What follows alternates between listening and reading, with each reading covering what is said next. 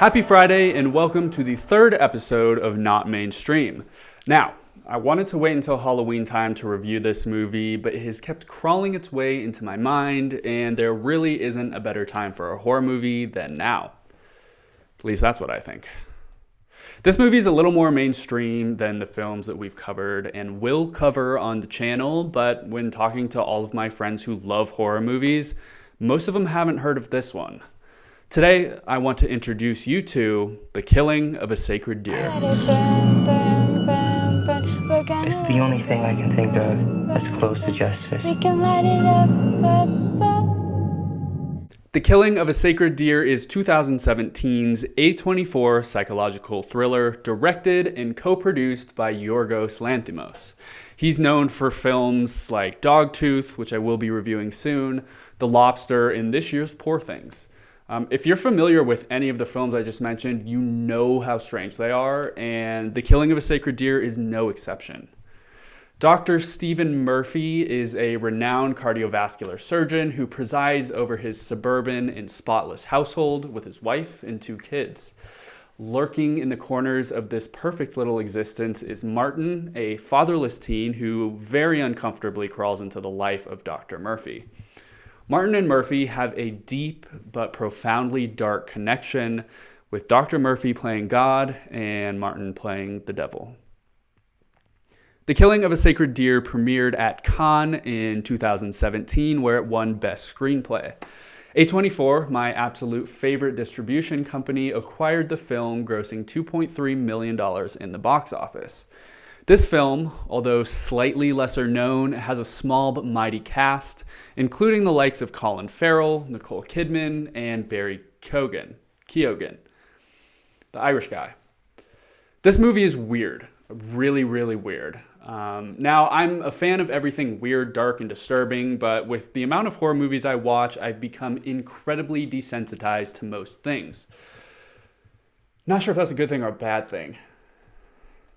Very few movies get me. I mean, really get me, but this is one of them. This film radiates discomfort. You know something is off the entire time, but you can't tell exactly what that is. It's kind of like being told someone is following you, but you never end up seeing them. Yeah, unsettling, unnerving, and uncomfortable. Not only is the plot bizarre and contributes to the discomfort, but the acting really is the key to it all. Every single character in the film talks strangely. They move robotically and really give off the most uncomfortable vibe you could think of. The one aspect of this film that has stuck with me for so long is the speech.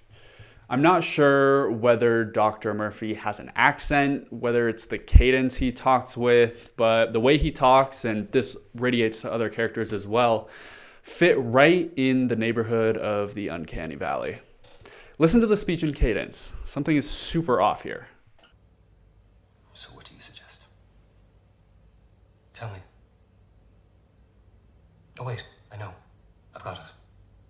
There is a way we can put a stop to all this.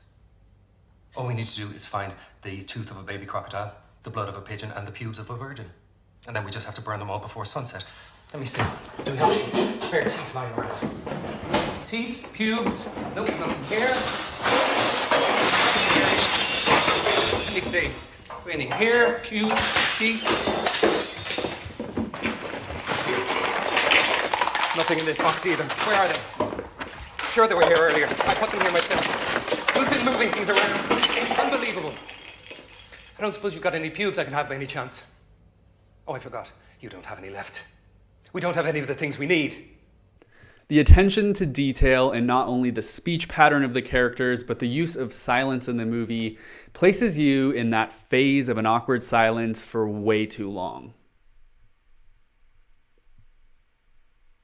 The cinematography of this movie was deliberately intrusive. Lanthimos, the director, spoke about how he wanted the camera to be another presence, following, looking over, watching, and observing the characters' lives as they played out. This movie makes you feel kind of like you're watching something you shouldn't be, but being forced to.